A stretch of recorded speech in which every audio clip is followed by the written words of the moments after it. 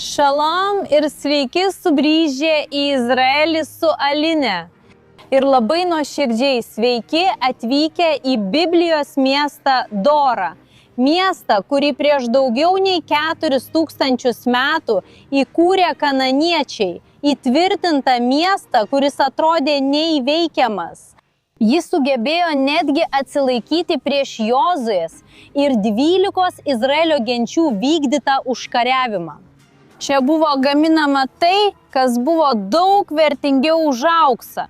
Šis miestas buvo toks svarbus, kad romėnai jį vadino Šventąja Dor, jūrų karalienė.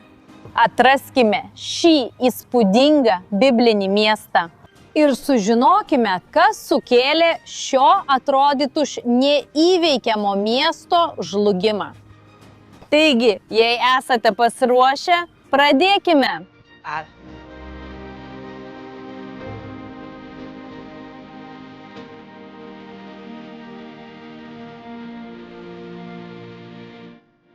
Kananiečiai įkūrė Dor miestą kaip uostamiestį, tačiau jis buvo ir įtvirtintas. Dėl to senovėje ji buvo laikoma neįveikiamu miestu. Pažiūrėkite į Izraelio tautos pavyzdį. Kai Jozuė vedė tautą, 12 genčių į pažadėtąją žemę, jie turėjo itin sunkią užduotį – užkariauti visus pažadėtosios žemės miestus. Ir jie užkariaudavo miestą po miesto. Tačiau jie atvyksta čia į Dorą ir jiems nepavyksta iš tikrųjų užkariauti ir užimti miesto savo.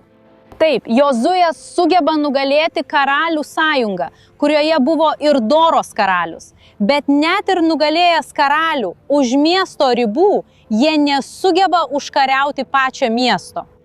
Ir dėl to Doras liko kitų tautų rankose šimtmečius.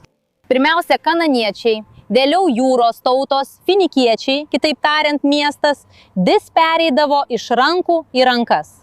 Ir tik karaliaus Saliamono laikais ji buvo prijungta prie Izraelio karalystės.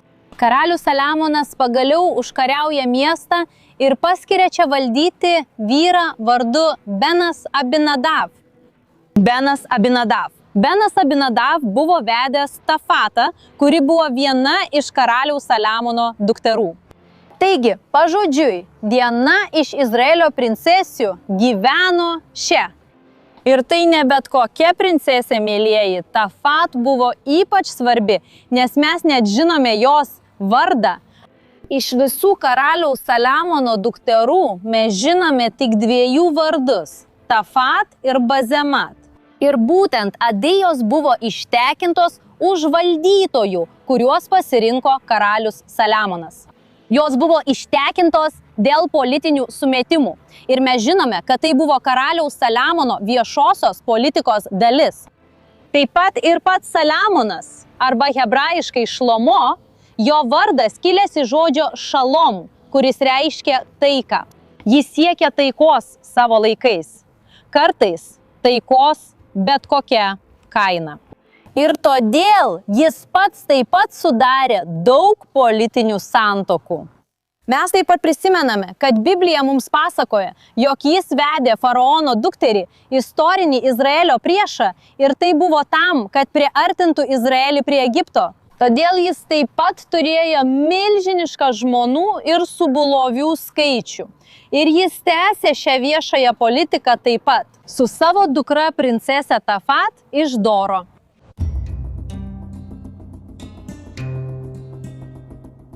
Net ir su savo nepramušama reputacija mes kartu dabar užkariausime Dor miestą. Eikite su manimi.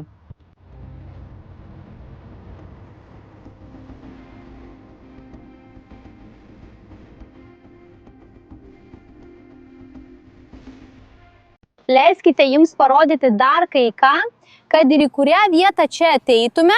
Pažiūrėkite, čia atvira vieta. Mes galime matyti 100 keramikos gabalėlių. Pažiūrėkite į tai.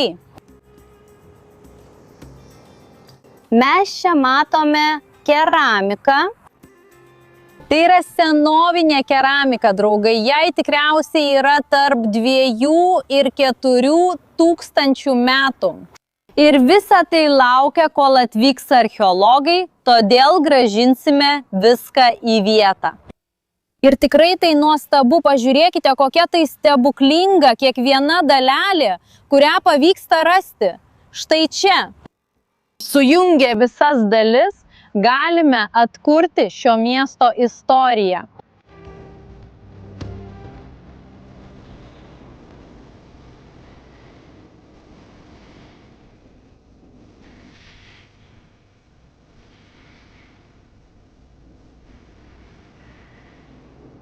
Aš gyvenu Izraelyje beveik 20 metų ir esu gana pripratusi prie šalies grožio, bet turiu jums pasakyti, kad Dor mane tikrai stebina.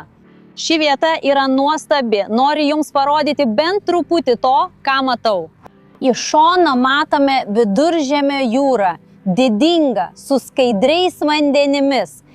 Štai čia iš kitos mano pusės pažiūrėkite kartu su manimi. Visas kalnas, visas pakilimas ir jis žydi. Tai žinoma, mums primena Izaijo pranašystę, kuri sako, dykuma vėl pražys. Turime prisiminti, kad daugiau nei 60% Izraelio yra dykuma. Ir kad didelė dalis vietovių, kurios šiandien žydi, anksčiau buvo tik dykvietės. Matyti šią vietą tokią ir žinoti, kad čia niekas nėra pasodinta, yra tikrai nuostabu. O fone, žinoma, jau matome archeologiją, kuri yra mūsų kelionės tikslas. Bet kol einame ten, tikrai pasimėgaukime visu šiuo vaizdu, visu šiuo gamtos grožiu, kuris yra Dore ir Izraelyje.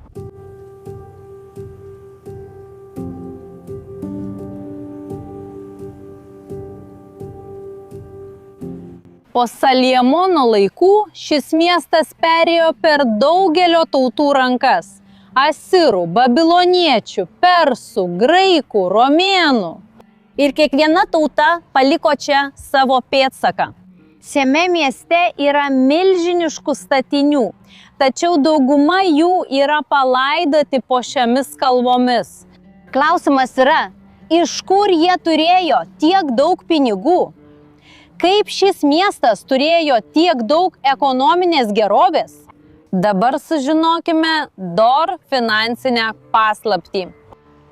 Dabar nusileiskime nuo kalvos atgal link Viduržemio jūros ir tų griuvėsių su jų turto paslaptimis.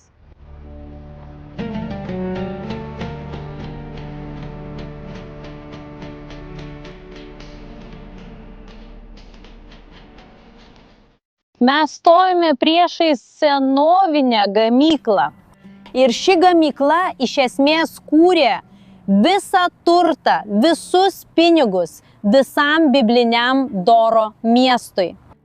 Bet kas čia buvo gaminama, kas buvo tokia vertinga, kad kainavo 3 kartus daugiau nei auksas?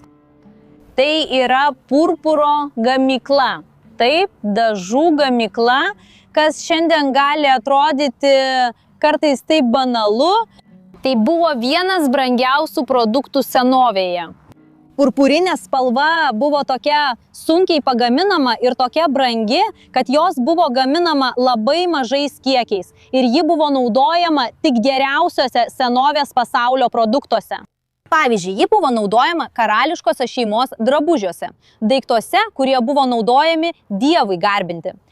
Netgi kai kurie padangtės daiktai buvo pagaminti naudojant purpurinę spalvą. Ten buvo auksas, sidabras, geriausios medžiagos, akacijos medis ir taip pat buvo naudojama purpurinė spalva. Doro turtai iš tikrųjų šiandien gali atrodyti paprastas dalykas.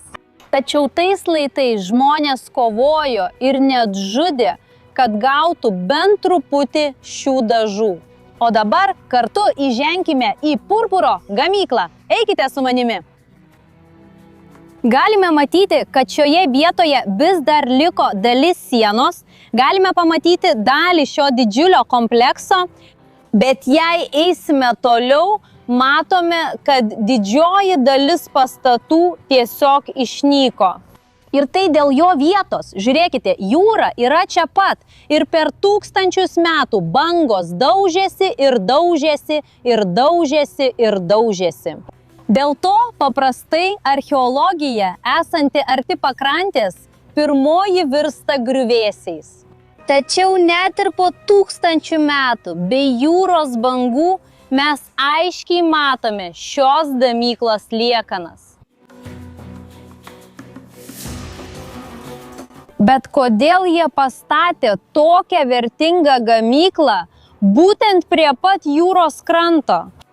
O priežastis buvo medžiaga, iš kurios buvo gaminami dažai. Purpuriniai dažai buvo gaminami iš moliuskų, taip, jūrinių moliuskų, vadinamų mureksais. Ir šie moliuskai gyvena jūroje, šalia uolėtų vietovių, būtent tai, ką mes čia natūraliai turime Dore. Todėl ši aplinka labai tinkama moliuskų auginimui. Tačiau antroji priežastis, kodėl tai daroma būtent čia, yra šiek tiek mažiau maloni. Nes kelios purpuro gamyklos, kurios egzistavo senovės pasaulyje, visada turėjo būti prie jūros, bet taip pat atokiau nuo miesto. Nes kvapas, sklindantis iš šios gamybos, buvo toks, kurį patys senovės žmonės apibūdino kaip beveik nepakenčiamą. Taigi mes esame prie jūros, bet dar šiek tiek nutolę nuo Dor miesto centro. O dabar kartu tikrai prieisime prie jūros.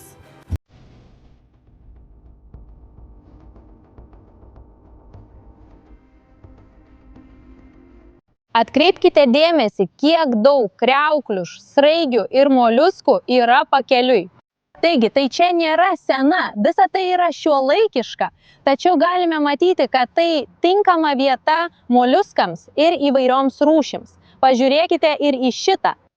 Taigi mes aiškiai matome, kad ši mažų baseinų sistema veikia net ir be priežiūros iki šių dienų.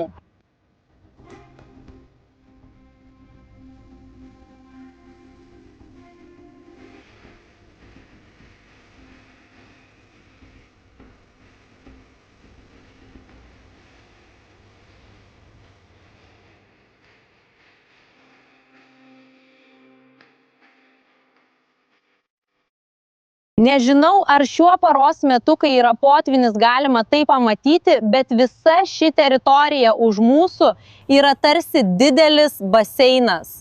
Ten buvo pagrindinis mureks moliuskų veislynas čia Dore. Ir jie čia surinkdavo milžinišką kiekį šių moliuskų gamyklai, sudaužydavo kriauklės ir išimdavo liauką. Ir tada ta liauka būdavo fermentuojama, o po to būdavo paliekama saulėje. Ir jei procesas būdavo atliktas teisingai, išgaudavo spalvą, kuri galėjo būti mėlyna, violetinė arba purpurinė. Ir reikėdavo tūkstančių moliuskų, kad būtų pagamintas nedidelis kiekis dažų, todėl jie buvo tokie vertingi. Dėl darbo, dėl visos infrastruktūros, kurios reikėjo šiai spalvai pagaminti. Taigi tuo metu, iš tikrųjų, Dor moliuskai senovėje buvo daug vertingesni už auksą. Ir sakyti, kad purpuras, biblinis argamanas, buvo vertingesnis už auksą, ar tai nėra perdėjimas? Ar turime istorinių įrodymų apie šį faktą? Kaip tada, kai Romos imperatorius Diokletianas savo oficialiame edikte parašė, kad viena purpuro svaras kainavo apie 3 aukso svarus. Žinoma, kaina keitėsi per visą senovės istoriją, bet purpuras visada buvo išskirtinis produktas, skirtas tik turtingiesiems, karališkai šeimai ir senovės šventykloms. Ir galbūt galime įsivaizduoti pačią Tafati, Saliamono dukterį, Doros princesę, vilkinčią purpurinės spalvos drabužiais, kai ji vaikščiojo čia po miestą. Sunku parodyti vaizdo įraše, koks nuostabus yra ši vieta. Atrodo, kad mes tikrai esame rojuje žemėje. Ir dar vienas dalykas, kuris patraukia mano dėmesį, kai vaikštau čia. Nežinau, ar jūs galite girdėti, bet čia yra visa vieta, kur grindys padarytos iš kriauklių. Pažiūrėkite į tai. Ir vėlgi tai susiję su uolų dariniais. Todėl jau senovės Dor gyventojai suprato, kad čia tikrai būtų ideali vieta jų purpuro gamyklai.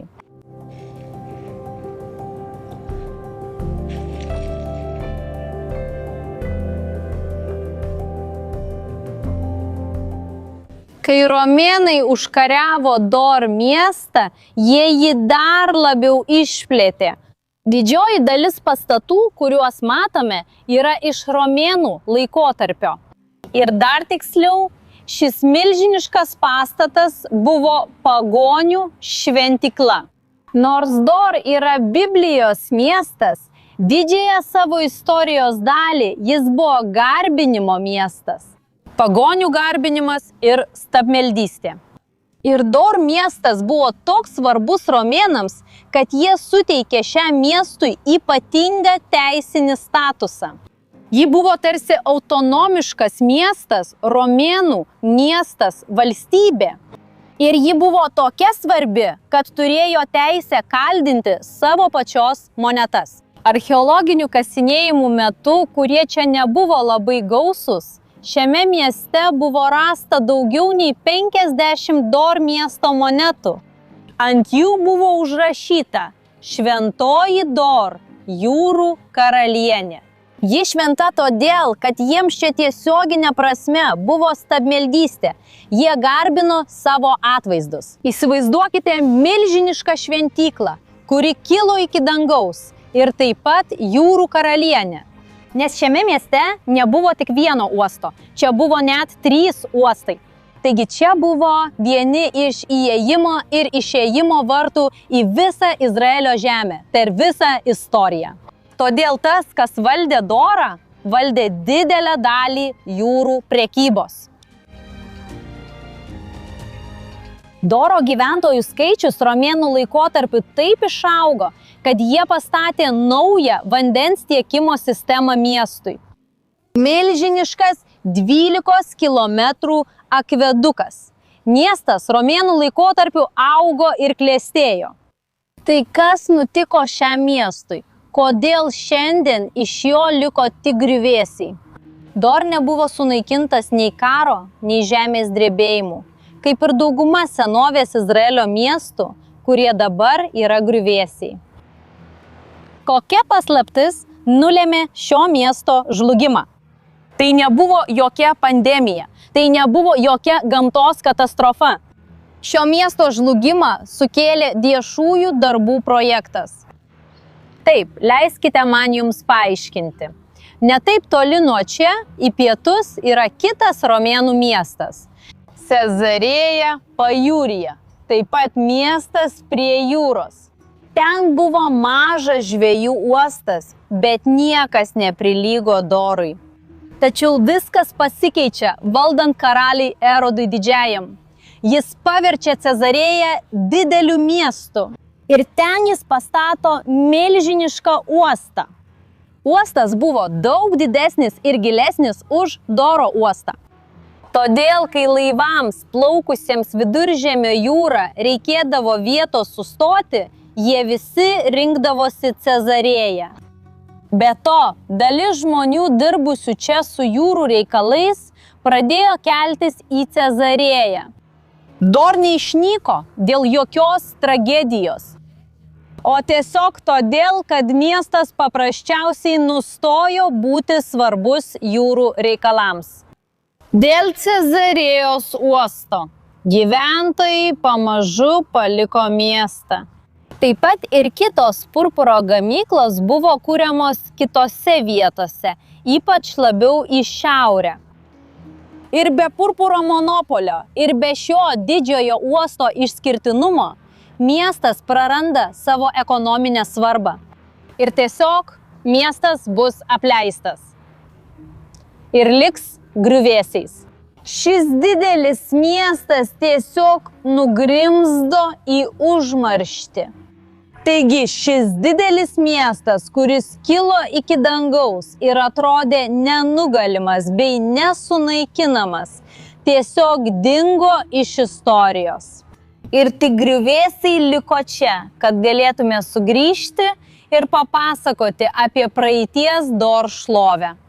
Tikiuosi, kad jums patiko šiandienos vaizdo įrašas. Jei patiko, nepamirškite paspausti patinka ir pasimatysime kitą savaitę.